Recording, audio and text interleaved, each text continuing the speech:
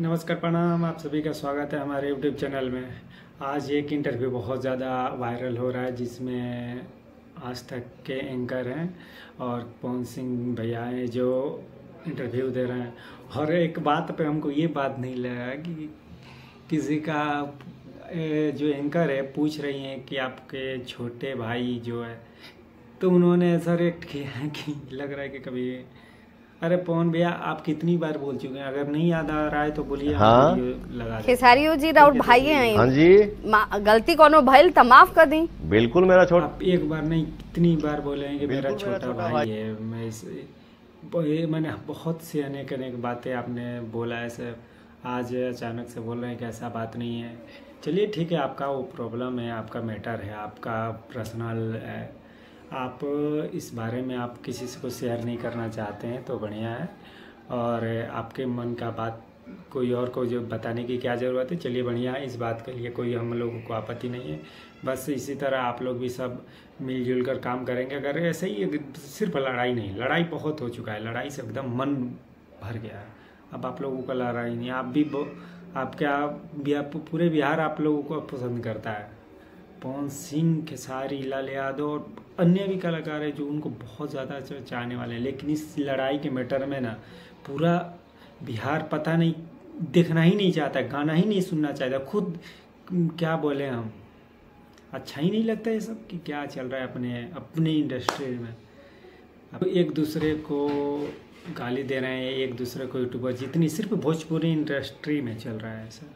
अगर आप दोनों अगर एक हो जाते हैं तो बहुत ही अच्छी की बात है। अगर आप लोगों का साथ, हम प्रतिज्ञा थ्योरी का इंतज़ार कर रहे हैं, और आप लोगों के साथ तीन है ना भोजपुरी के, क्या बोले, एकदम किंग रहते हैं अपने हर जगह से। आप लोग तीन आदमी, दिनेश लाल यादव और खेसारी लाल यादव और पवन सिंह, ये तीनों का तीनों अगर प्रतिज्ञा थ्योरी में अगर आ जाते हैं तो मूवी बहुत ही सुपर हिट होगी।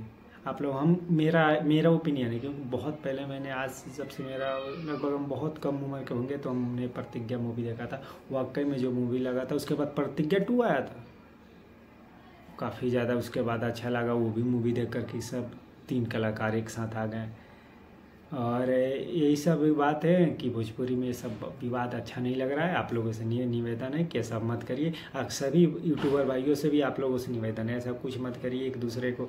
क्योंकि आप देखिए, बताइए, दूसरे के लिए अगर आप हम लोग सब कोई एक ही प्लेटफॉर्म पे है, सब कोई एक ही प्लेटफॉर्म पे काम कर रहा है।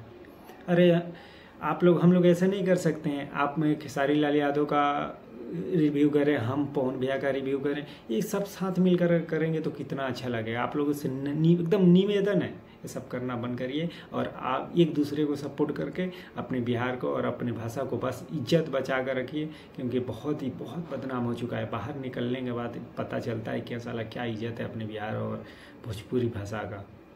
कोई सम्मान, कोई इज्जत ही नहीं देता है।